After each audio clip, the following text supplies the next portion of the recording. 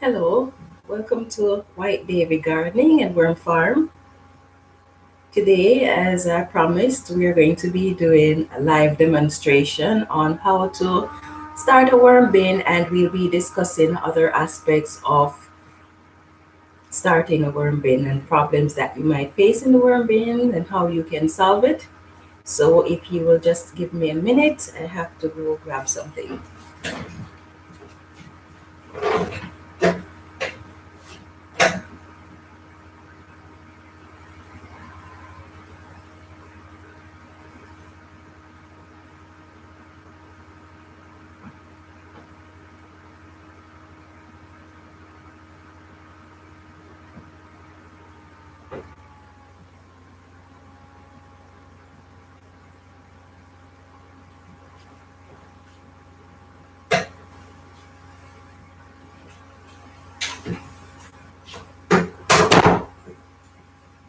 Okay, I'm back.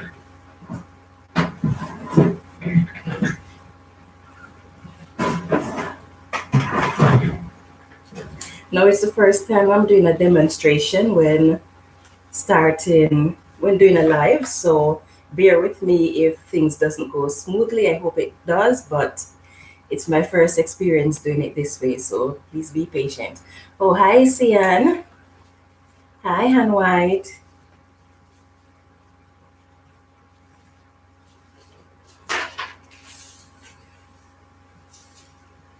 So why is it important to have a worm bin, and what are the benefits of having a worm bin? Well, there are several benefits that comes from having a worm bin. For example, you're helping to reduce the waste that is going to be in the landfill. You are recycling materials around your home, such as newspaper, cardboard, leaves, food scraps, eggshells. So by having a worm farm, you are actually helping with recycling. You're building healthy soil. And in addition to that, you're providing nutrients for your plants, which will help you to have healthier produce, and they will taste a whole lot better. So these are some of the reasons why it is important to have a worm bin. Hi, Mom. So without any further ado, let's get into starting the worm bin.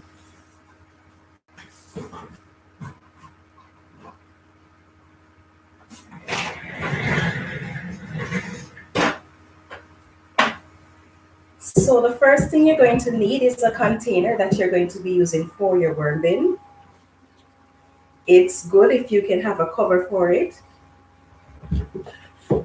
If you notice on my worm bin, you see a lot of holes. So we're going to be discussing that. So you need a container for the worm bin. You're also going to need another container without holes, because this is going to be your catchment tray. Now you may choose to use another bucket or whatever containers you're using. You might choose to use two, one as the worm bin, one as the catchment tray. Or if you have a smaller container that can be used as the catchment tray, then that is even better.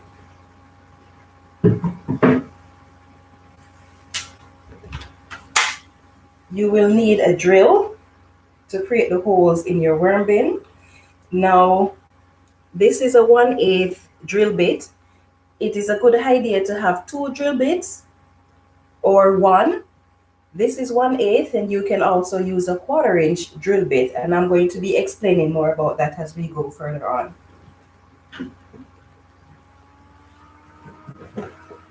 You're going to also need the worms that you're going to be starting out with. You're going to need the food scraps that you're going to be feeding your worms.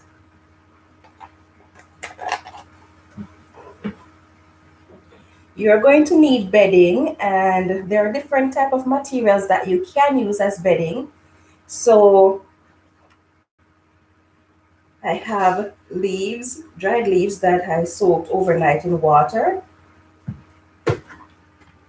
I have a shredded newspaper and I have some shredded egg carton underneath the bottom of this. I also have finished compost. You can use coconut coir.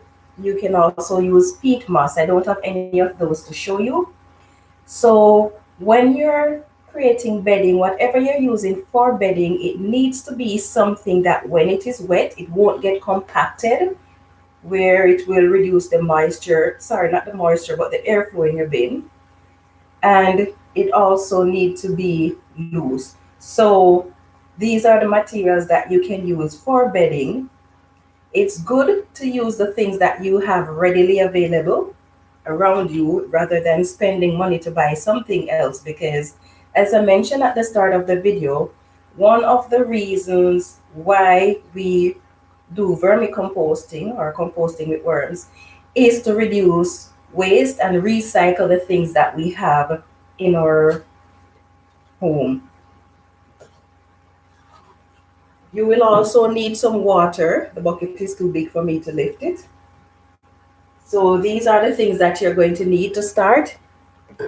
It is a good idea too to have either a piece of old blanket or a piece of old t-shirt, or if you have window screen mesh or you have burlap, it's important to have a piece to use as well, and a string or piece of elastic. I'm going to be telling you more about that later on. So without any further ado, let's get into how you prepare the worm bin.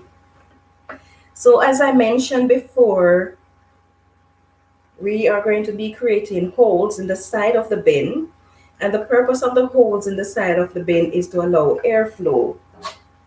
We also create holes in the top, in the cover of the bin, and that is also to increase airflow.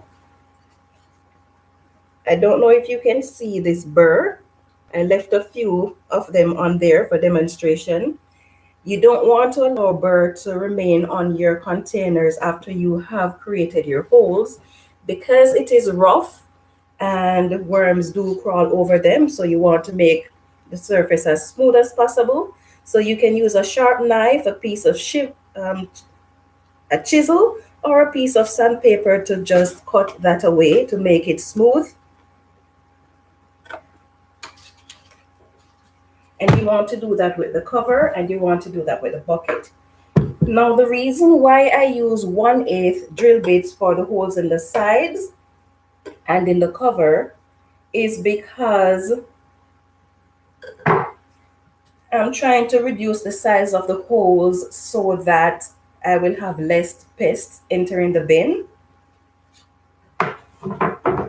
In the bottom of your worm bin, it's a good idea to have holes. You can have holes or you can go without holes. If you are a beginner, then it's a good idea to have the holes in there, because controlling your moisture is something that you're going to have to play around with and learn the amount of moisture that you want to have in your bin. So you may choose to have holes in the bottom.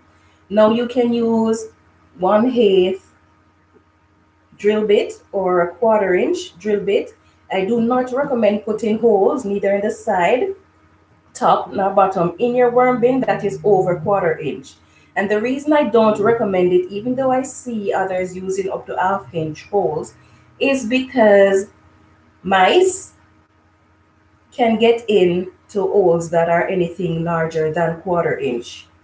So to prevent them from being able to get into your bin, then you want to use 1/4 inch or smaller.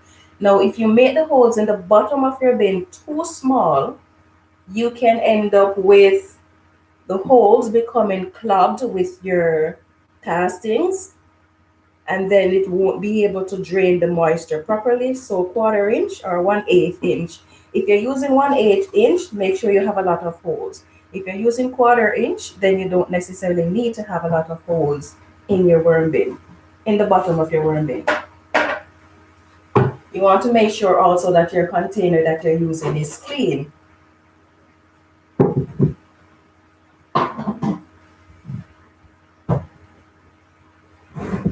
So now we're going to start off with the bedding. So what I'm going to be doing, it's going to be off the camera, but I'm going to be putting this into some water just to get it moist.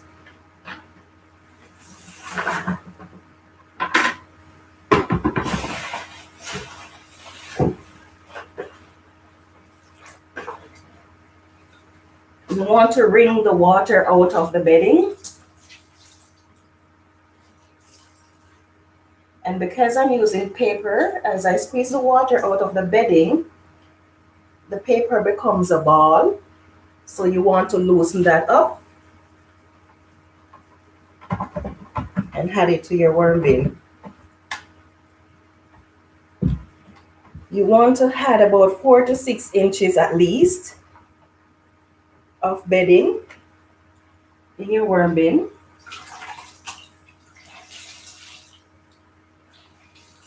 You can always add more bedding than just 6 inches. In fact, you can almost fill the entire worm bin with bedding if you like. And the reason I'm saying you can almost fill it is you want to have space for your worms, and you want to always have space where you had your food scraps. I'm going to add a few leaves. Now you can use just the shredded paper as your bedding. You can use a combination of bedding material or just one type.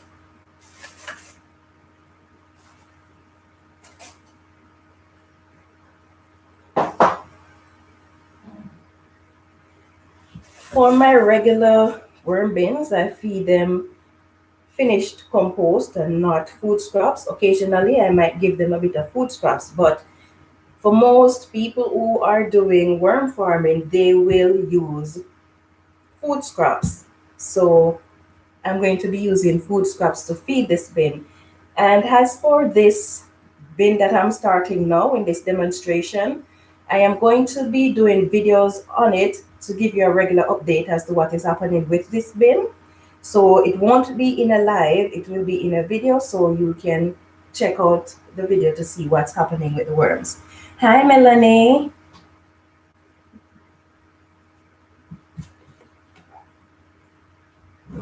Okay, so after you've added the bedding to your bin, you want to add your food scraps. Some people put the worms first, some people put the food scraps first. So you want to bury the food scraps, which is why I'm putting it in first. You want to bury it underneath the bedding. You don't want it on the bottom of the bin, but you still want to bury it. And the reason you're burying it underneath the bedding is to help reduce the scent that it gives off, that is going to attract things like fruit flies or other pests. So you bury it for that reason. Next, you're going to add your worms. But if you're a beginner, you may not have crushed eggshell. Crushed eggshell is actually pretty good for your worm bin because worms do not have teeth, they have gizzard, and because of that they don't chew their food. So you had crushed eggshell, and that will help them to digest the food faster so that they will eat faster and produce more castings for you. So you can actually mix that in, or you can just put it on the surface. It does not really matter.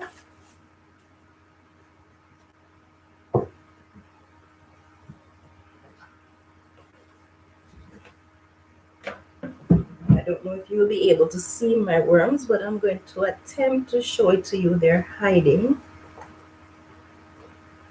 Okay, I'll show you a small ball of them. Can you see them?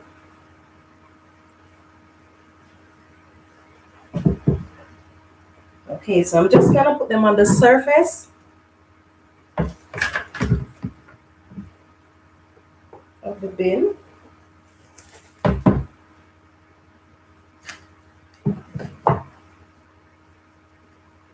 They will go down on their own, so you don't have to put them in the bottom of the bin. You just put them on the surface, leave the bin open, and then they will move down on their own. Now, depending on how much moisture you have in your bedding, good afternoon, Russell. Thank you all for joining the live. Right, so depending on how much moisture you have in the bedding and how much moisture is in your food scraps, that is going to determine how much moisture you had to the worm bin. You don't want to have too much moisture in there, because if you have too much moisture in your worm bin, your worms will not be able to breathe properly. And I will discuss some other problems later on that can arise from you having too much moisture in your worm bin. So now I'm going to show you the right amount of moisture that you should have in your worm bin. This is finished compost that I've wetted.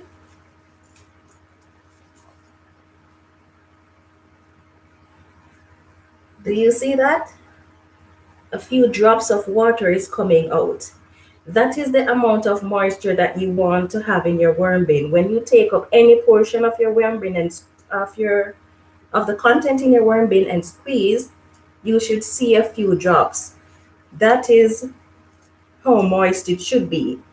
If, however, when you take up the content of your worm bin and squeeze it, you see something like this. Water is flowing. It means your worm bin is too wet.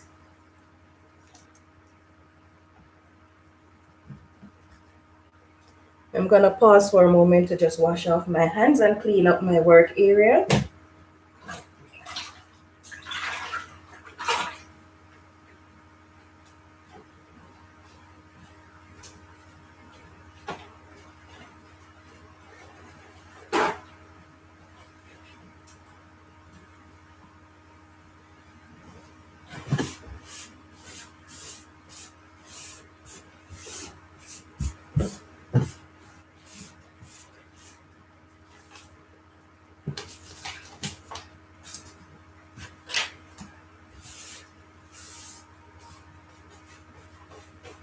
Okay, so back to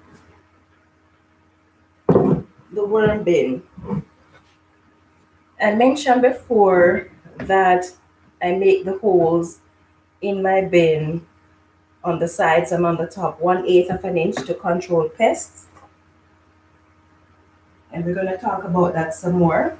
So what you can do to control, if you make your holes bigger than that, or even this size, fruit flies can get in from this size. Let's see, I'm going to take some comments and then continue.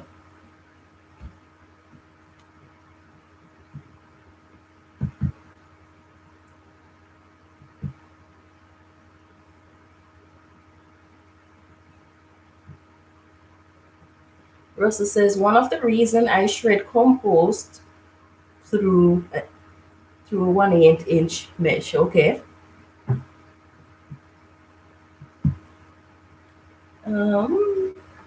And White says, I'm enjoying the demonstration of how to start a worm bin. Okay, thank you.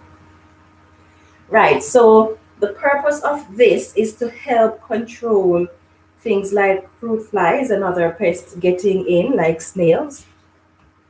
So you can use a string to tie this, and you want to tie below the area in your bin where you know you have the holes, because you don't want to leave it where you have a hole down here and your string is here, because the pests can get underneath here and then they will get into your bin. For me, I have elastic, so I'm just gonna cover it over, and that will prevent fruit flies from getting in. And you can choose to leave your cover off, or you can choose to keep it covered. Whatever material you're using to cover your worm bin, whatever fabric, you have to make sure that it is something breathable, and you have to make sure that it is not something that is going to be producing a lot of heat, because you don't want to make your worms hot, because then they will try to escape your bin, and we're going to be discussing that further on too.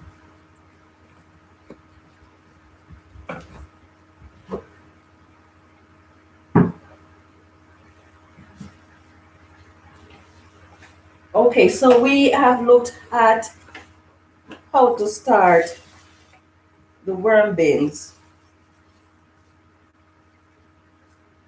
and we've looked at how to prep the bin.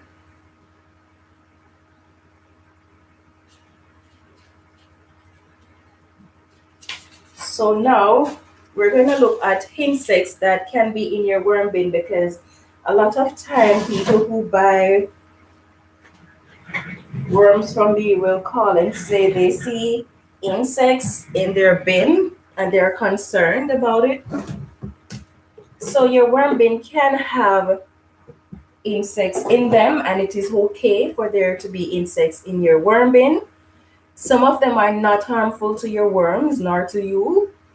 Some of them are actually pretty good composters, but if you see a large population of them, in most cases it indicates that something is not right in your worm bin. So even if you don't see insects in your worm bin, there is always insects in your worm bin. But when their population gets very high, then you need to check out your bin to see what is going on. Let's see. So Russell says he used shredded compost through 1/8 screens so that I can add a measure of water to moisten bedding. Then I do not have to squeeze anything. Yes, that is a pretty good idea too. I use for my compost, because I use it in my garden as well as to feed my worms. So I run mine through a 1/4 inch screen. But yes, running it through the 1/8 screen is a pretty good idea. I have both the 1/8 and the 1/4 inch screen. Just a minute.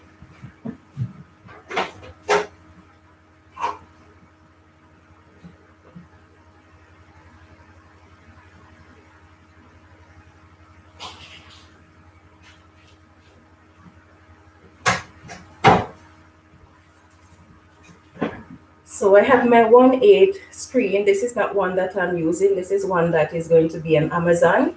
So if you would like to order this, then you can contact me by email.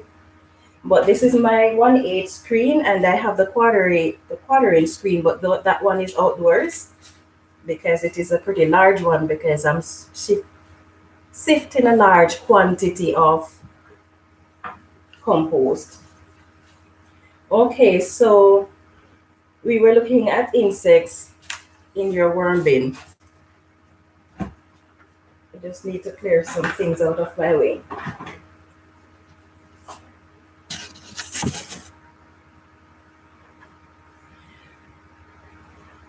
Now, there are other pests that can be in your worm bin. So some of them might include things like snails or slugs, flies, fruit flies. You can have mites, you can have rats, mice, all sorts of insects, centipede, millipede, and all in your worm bin. Now, it is okay to see some things like uh, mites, whether it is the little white ones or the red ones, or millipedes. But if you see centipedes in your bin, you don't want those. Mice and rats and snails, fruit flies and fungus knots, you don't want those in your worm bin, because rats eat worms, mice not necessarily, but if you're feeding food scraps and the mice are eating the food scraps, they're not going to ask your worms to come off the food scraps so that they can eat it, and so your worms will get killed. So you don't want things like that. Not to mention that the rat droppings can cause certain bacteria and pathogens, which you do not want. The snails and the slugs and the fungus gnat, they will lay their eggs in your castings, and then when you plant your garden, these things are going to become pests to your plants. So for that reason, you don't want to have them in your worm bin. So if you find that you have them, then you need to try to get rid of them quickly. Now, there are several options that you have to get rid of pests in your garden. As I mentioned before, controlling the size of the hole that is in your worm bin is one way that you can control it. Covering it with things like window screen or some breathable fabric is another way. If you already have things or insects in your garden like mites, then you can control them using crushed eggshell. You can use diatomaceous earth. There are various things that you can use to control some of these tiny insects in your worm bin. Rats and mice, you're going to have to find some other options. You might have to get rid of these using treatments that is outside of your worm bin as opposed to inside your worm bin. Cornmeal is very good at getting rid of a lot of pests in your worm bin. So things like ants, uh, snails, and other insects, it is good to use cornmeal because some insects cannot digest cornmeal because cornmeal tends to swell a lot. And so when things like ants eat it, they will always feel full because the cornmeal is swollen. And because of that, they won't be eating anymore. So they will actually die of starvation. So cornmeal is good. Diatomaceous earth is actually made from a rock. It's a very refined powder for those who are not familiar with it. Now, the diatomaceous earth, because it is made from rock, when insects crawl over it, the particles will actually cut through the waxy layer of the insects, and that will cause them to dehydrate and eventually die. So you can use diatomaceous earth to control them. Now, one of the things that you need to consider if you're going to be buying treatment for your worm farm is price. You have to consider pricing. Last year, when I was having pests in my garden, I tried what was supposed to be, or maybe it is, I don't know, an organic spray, and it didn't work, so I got myself some diatomaceous earth. This I paid $16 for, and I don't know if you can see there. It's 200 grams, and I paid $16 for this. This is food grade. Now, this bag of diatomaceous earth, let's see, I don't know. You can see it there, right? The quantity, 4.5 kilograms. I paid under $40 for that, 4.5 kilograms, whereas I spent $16 for this. So, and they're both food grade. So, when you're buying products like these, take pricing into consideration. Let's see. Buster says, can you make a screener has a that has quarter inch on top and 1/8 on the bottom with wheels? That would be a machine to buy on Amazon. Yes, I can do that. I can do that. I can also do it where it has a double layer where you screen through the 1/8 portion first and then you screen through the quarter inch portion after so that you can get the more refined things out first. So yes, I can do that. It's actually one of the things I have in mind, but because it's cold outside, I can't really do much of anything, and my garage is full, so there's no space to work in there. So that will take some time when it gets warm before I can actually venture out on that. Okay, right. So we look at things that you can use to cover your worm bin or how you can actually control some of the pests in your worm bin. If you have things like um, potworms, you can always just soak a slice of bread in milk. They seem to be attracted to that. They will crawl on top of it and start eating. And then you can just remove the bread with them on it and destroy them if you want, or just simply put them in your garden because they're not really harmful. They are good composters, but you just don't want to have a large population of them in your garden. And I'm going to be discussing why in a little bit. So, what are some common problems that you can actually that beginners face when they're starting their worm bin? One of the biggest problem is worms escaping the bin. Now, there are many reasons why worms will try to escape from your worm bin. And so we're going to look at some of the reasons, and then later on I'm going to be discussing how you can prevent these from happening. So worms escape because your bin is either too wet, your bin is too hot or too cold, your bin is too acidic, your worm bin is new, it is overcrowded, or you have overfed your bin. Now, if your bin is too moist, what you can do to control the moisture is to remove the cover from your bin because that is going to increase the airflow. And you can add a shredded paper to it because the paper is going to absorb some of the moisture. Let's see, Russell says, I buy diatomaceous earth from the feed section at farm store, Red Lake Earth, diatomaceous earth. 40 pounds for $22. Holy moly, I would like to get my hands on that. Yeah, I had to buy mine from that 4 kilogram that I have. I bought that on Amazon. This one I bought from Canadian Tire. So yes, but 40 pounds. Oh my goodness, I would love that for just $22, which would work out to maybe $30 here. Yes, but that's nice. I would like to get that amount of for that price.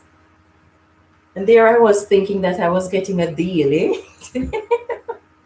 But I guess location do matters because there's nowhere here, as far as I know, that sells such large quantity of diatomaceous earth.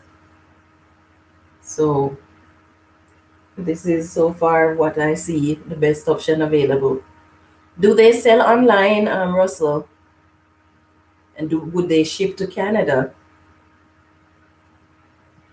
Because diatomaceous earth is something that I always need a large quantity of because between my worm farm and my garden, it is good to have a lot of it because the diatomaceous earth in my worm farm is going to help to balance out the acidity, which I'm going to be discussing a little further on. And then I'm using it for pests in my garden. So having a lot would be great, especially at that price. Right. So we mentioned what you can do if you are having too much, if you have too much moisture in a bin.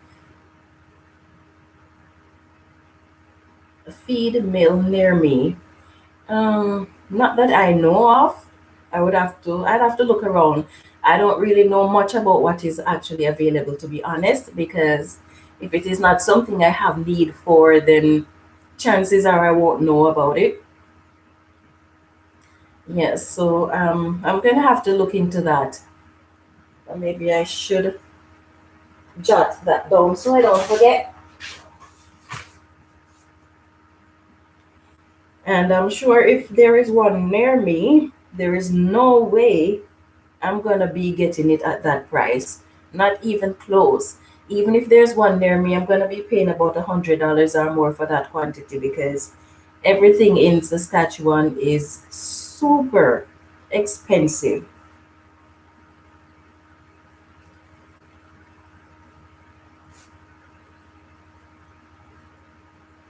Okay, okay, where people by chicken feed. I don't know. I don't know anything about raising animals and where they get stuff here.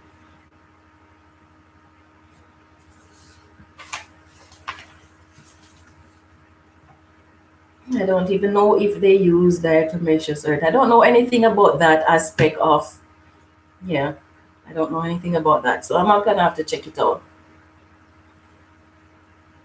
So I already demonstrated how you can know the quantity of moisture that is in your bin. If it is too much, that is the simple way.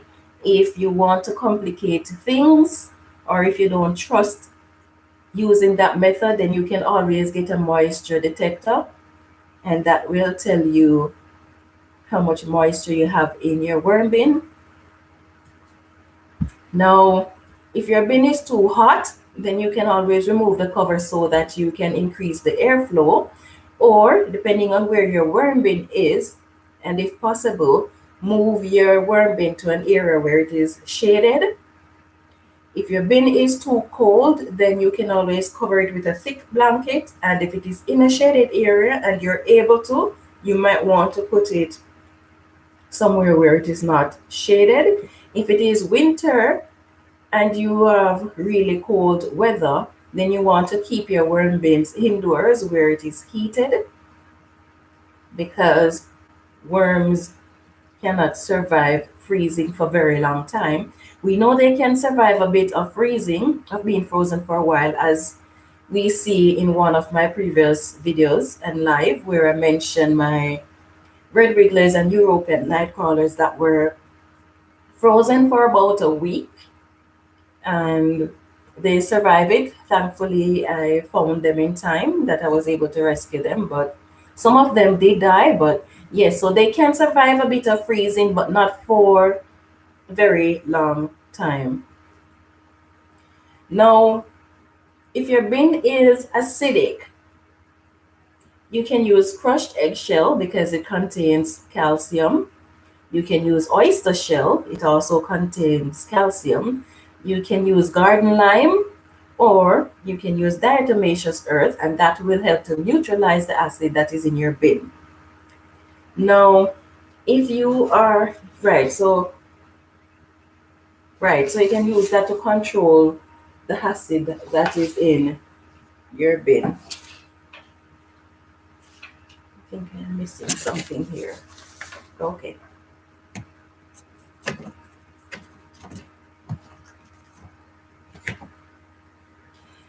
Now, for new worm bins, it usually take up to 3 weeks for worms to settle down. Some will settle down very quickly. Some will might settle down within a day or two, but it can take them up to 3 weeks to settle down in a new worm bin, especially if they're transported to a different location. So because of that, you're going to allow 3 weeks, and during that time, you're going to be monitoring them to see whether or not they're settling in. If your worms are not settling in fast enough, then you need to put a light over their worm bin.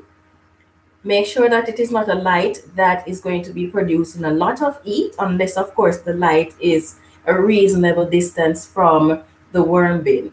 So make sure it's not producing too much heat, and you don't want to keep the light on them for an extended period of time.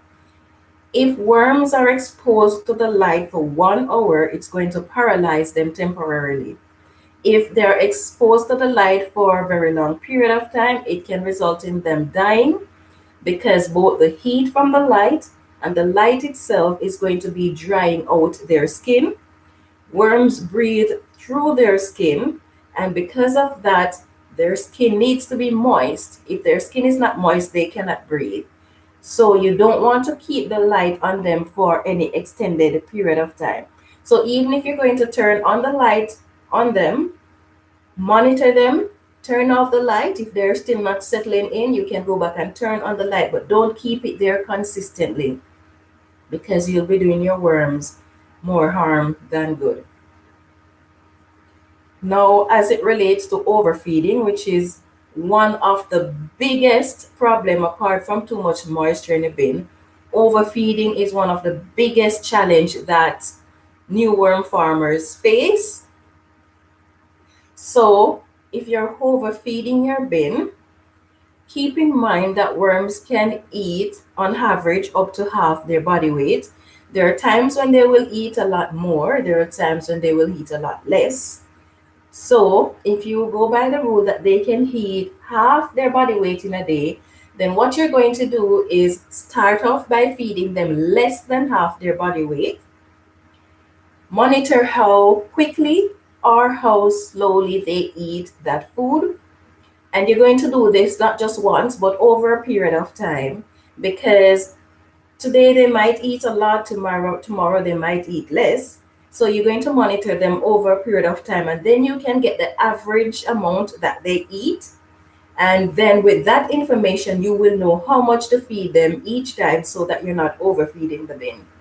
Because when you're overfeeding the bin, there are a lot of issues that can come from it. Your bin can develop mold. Your bin is going to get stinky. It is going to attract a lot of pests. It's going to make your bin anaerobic. It's going to make your bin acidic. So you have to control how much food scraps you're feeding your worms. If you have too much food scraps in there, if you feed your worms and you notice that they're not keeping up with the food, whether you're feeding them daily or weekly, if they're not keeping up with the food that you give them, then you need to remove some of that food scraps from the bin and gradually feed them. As their population grows, they're going to be requiring more food, so then you can increase how much you're feeding them, but monitor just how much they're eating and feed them accordingly. Now, here's another problem that may occur, but this one may occur later on for those who are new to worm farming. But it is a problem anyway because a lot of people are not aware that you can have too much worms in your worm bin for the size bin that you actually have. So as your worm population grow, it is said that your worms can double their amount in 3 months. And really, worms can multiply up to 28 times the amount that you started off with in 3 months, just 3 months. So anything from doubling to 28 times that amount. So the rule of the thumb is that you are supposed to have 1 pound of worms per surface area of worm bin. Now there is always what is that called?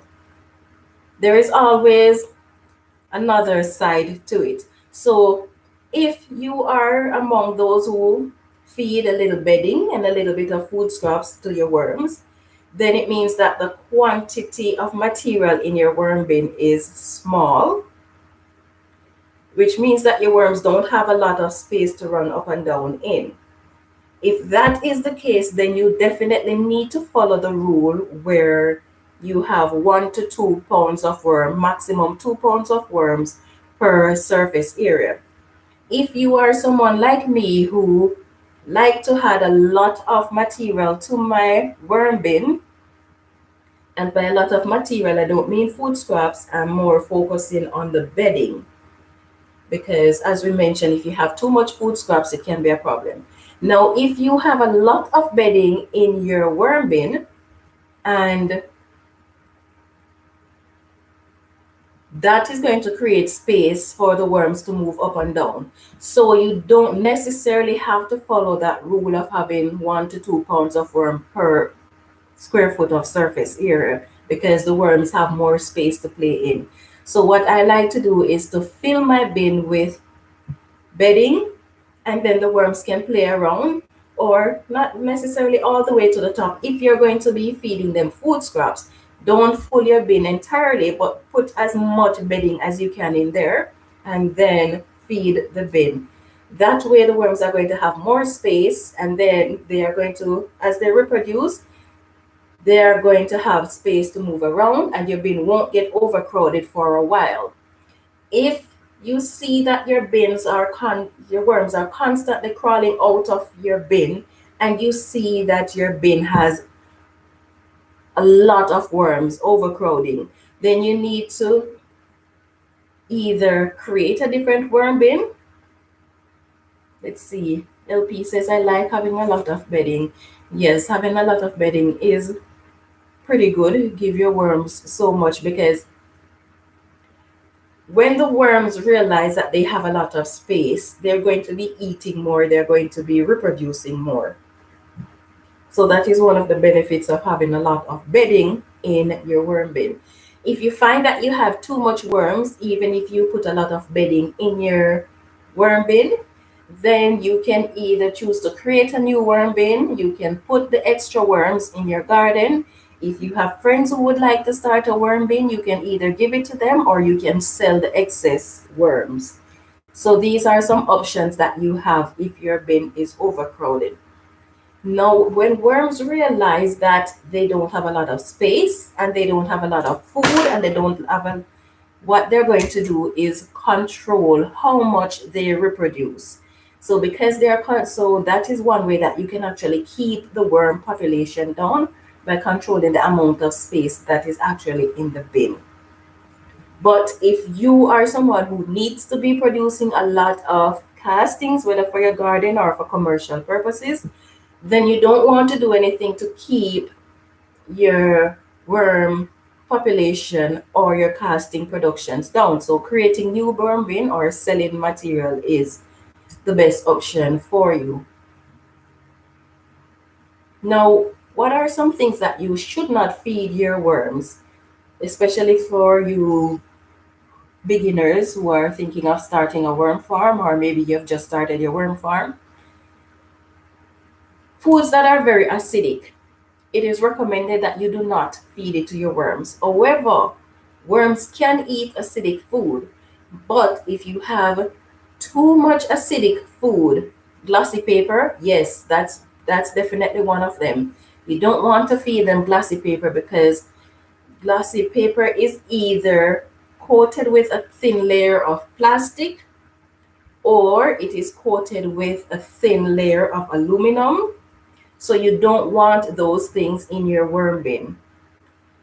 You don't want to feed them acidic foods, and that includes things like onion, garlic, and other citrus foods. If you're going to be feeding it to them, make sure that it is in very small amount, because if not, it is going to make your bin acidic and your worms are going to try to escape, and you don't want that. No. Right, so make sure it is in small amount. Meat and dairy, that you do not want in your worm bin. If you are going to be feeding meat and dairy to your worms, I suggest you have a worm bin dedicated specifically to just that, with bedding. And you have to make sure that you feed them in very small quantities and feed them daily. You can't feed them weekly, because if you have things like dairy and meat in your worm bin for more than a day, the amount of bacteria and stuff like that that you're going to be producing is not worth it. So you don't want to have meat and dairy, because one, they're going to breathe bacteria in your worm bin. They're going to be attracting pests. And by pests, I mean things like flies, rodents, and other things like that. Hi, Vonnie Bench. Let's see. LP says, I found some cereal boxes, such as organic or natural brands, might say on the bottom that they use veggie-based ink. Okay, well, that's good. Bunny says, favorite of mine are cardboard and egg cartons. Yes. LP says, I will check the bottom of all boxes now in case they mention what they use. Yeah, yes, that is a pretty good idea.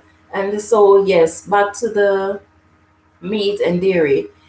Because of the bacteria and the potential to breathe pathogens and attract pests, then you don't want to use it. Plus, if they're there for more than a day, your bin is going to be stinky. And then even you are going to be afraid of dealing with the bin. So it's best to avoid having those things in your worm bin. If it is one of those worm bins that you just feed daily and go, you don't do anything to it more than you just feed it and go, then fine. But I would recommend avoid it altogether. Now, let's see. And White says, I mainly use white shredded paper and cardboard. Yes. And you have to be careful too of printed paper. There are some ink that do not contain lead. So you have to find out if you know based on your region whether your newspaper and stuff like that is printed with lead-based ink, then that would be good if you can find out so that you know whether or not you can use it. And colored paper, it is not necessarily a good idea to use in your worm bin, although I must be honest, sometimes I do put them in there depending on how much of that colored paper there is. Right. So, what was it that I was discussing?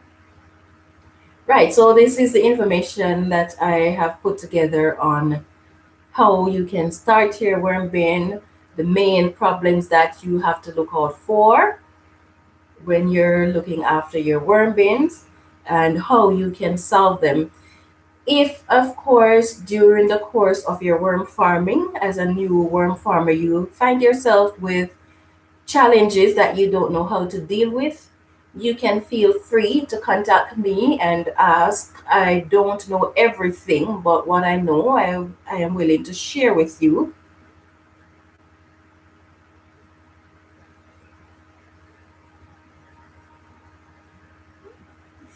Yes, I'll share whatever I know with you. You can always contact me by using my email, which can always be found in the description section of my videos. So, yes, let's see. Will you be giving us update on this bin?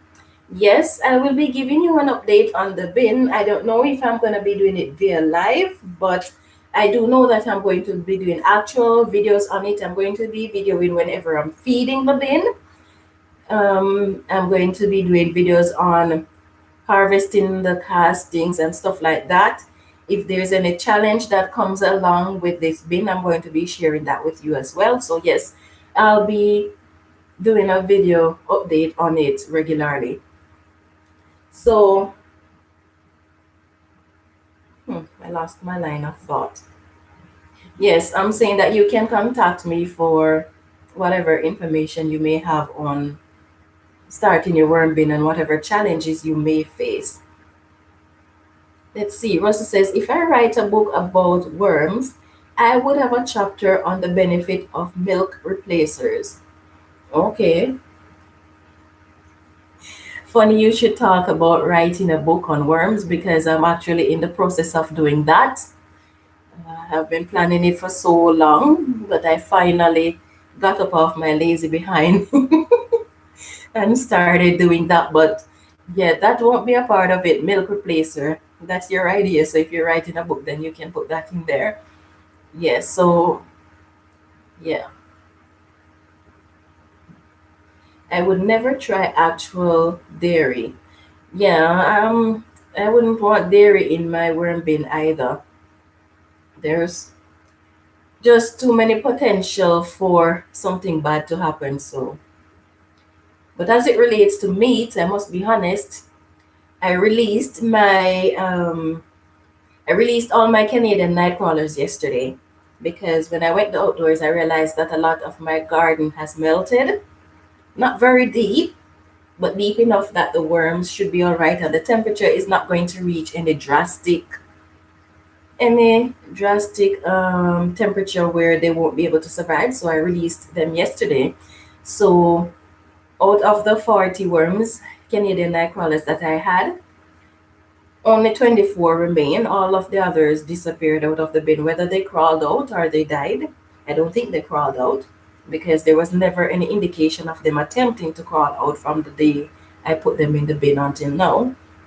So I put a pair of them in each of my raised beds, except for those beds on the south. because those bed and the south still have ice covering them.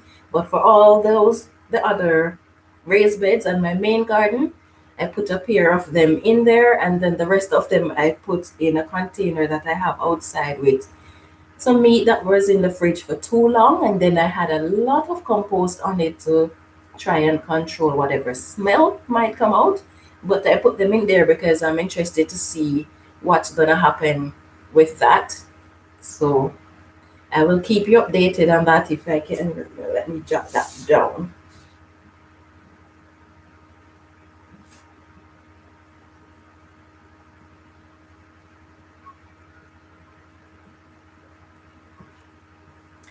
Yes. So I will keep you updated on that. Let's see. And White says, thank you. Okay, you're welcome. Nelby says, that's awesome. You're writing a worm book. Do keep us posted.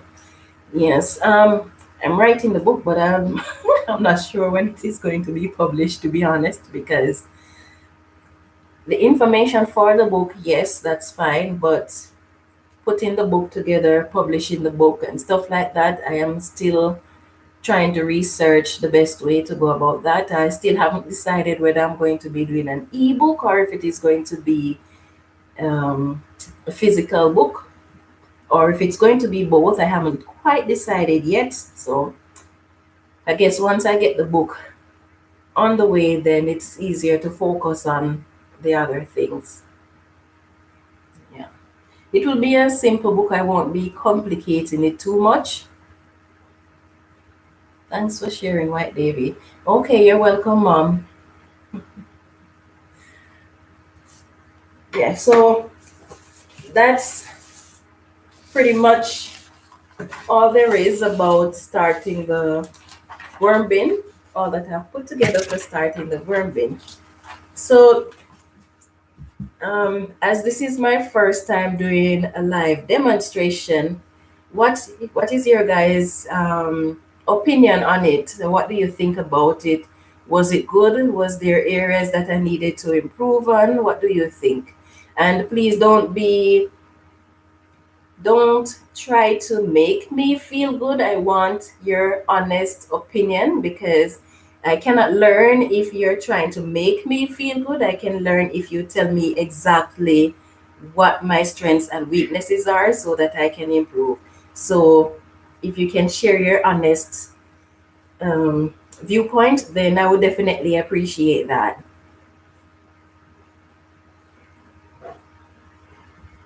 So I'll just sit here with my smiling self, waiting to see what you're going to say. Oh, I should get me a piece of paper to take notes on what I need to improve.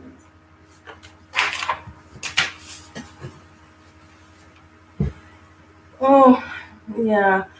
No worries, my dear. The live is still there, so you can always just go back and rewatch or watch it. Or if you're too busy to watch it, you can always play it while you're taking care of your garden or doing some chores. That seems to be my go-to these days when I'm too busy to watch someone's video or partake in the live. I just let it play so that I can at least listen to it and then I can comment. Let's see.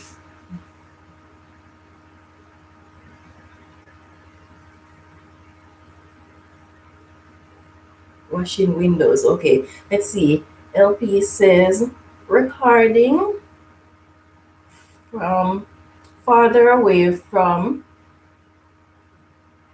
oh, recording from further away so we can see the whole demonstration. Yes, that is something that I would really like to do. But the challenge that I have with that is because I have less than 1,000 subscribers.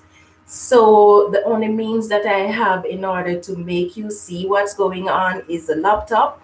Because if you don't have 1,000 subscribers, YouTube does not allow you to use things like a camera or a phone or a webcam or anything of the sort to do a live. It has to be a laptop or a computer. So because of that, the laptop doesn't really provide much in terms of how close or how far it can be in order to produce a good quality viewing. So until I reach 1,000 subscribers, that is going to be a challenge for me, but it is definitely a goal that I'm going to work on. It's just a matter of when I get that 1,000 subscribers.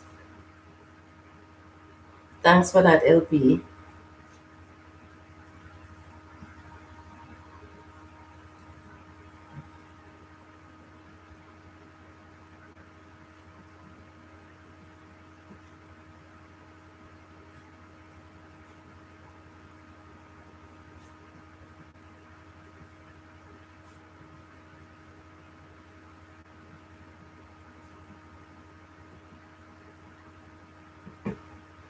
Okay, 1 point down.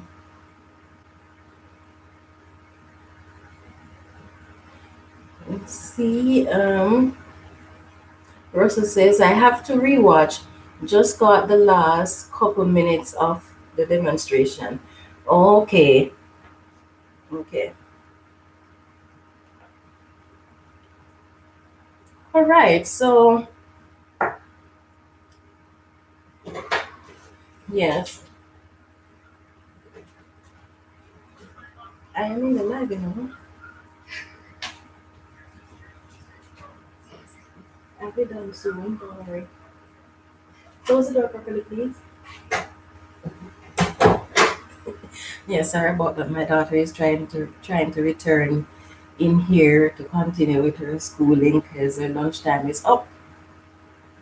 Yeah, but she can do it outside. She knows the rule. I use the office for her and her brother's classroom. So the rule is every day of the week she's free to have school in here, but during the hour of my life she has to go somewhere else because this is the only room I have that I can actually do the live that is going to produce the proper lighting. It's where my desk is and everything. So she can't be in here. So she's a bit disappointed. Anyway, let's see. LP says, "Oh, I didn't know that." Yes, when you are under 1,000 subscribers, there are a lot of things that are restricted from you. But as time goes by and you get to 1,000, then they start opening up, and the larger your channel gets, the more freedom YouTube gives you. But for now, this is all that I'm allowed. So as soon as I reach that 1,000 subscribers, I will work on making my demonstration so that you can see everything. Let's see. Maybe in that case, you should try a demonstration on a small scale or set up a laptop further away while you're doing demonstration. Yes, that too is another option that I was looking at in terms of having the laptop further away. But because I'm also reading your comments on the screen, so if it is further away, I won't be able to see what's going on. But yes, I'll give that some consideration because what I was thinking of doing is show show the worm bin, but then instead of starting the worm bin in the buckets, I was actually going to start it in something like this because then you could see what I was doing. But I don't know, for some reason it slipped my mind that that is what I was going to do. So I will work on those points and try to improve.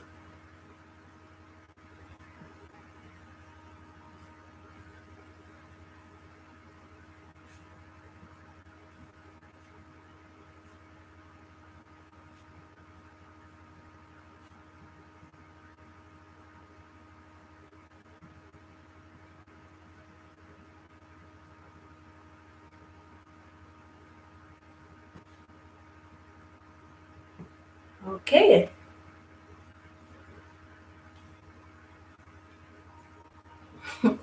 Listening, sharing space.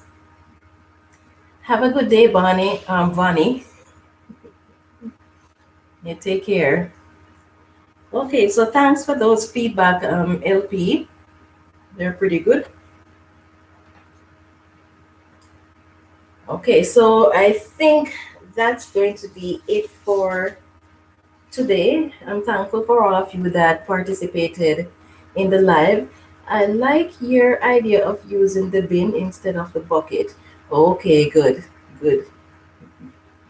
Yes, that's what I wanted to do, but for some reason I forgot that that was the plan.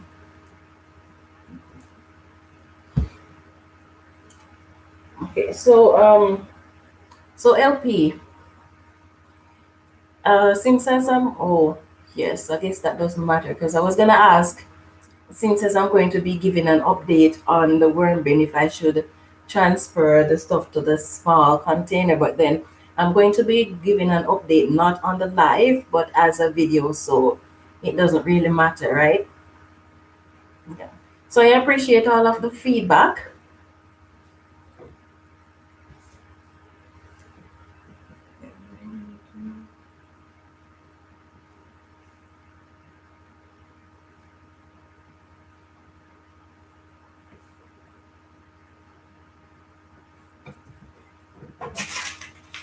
Thanks for sharing and doing this. Learning by doing can be so much more effective. Maybe you can use phone and laptop same time, phone to see comments. Yes, I guess that is another possibility. Never thought of that one. Smart.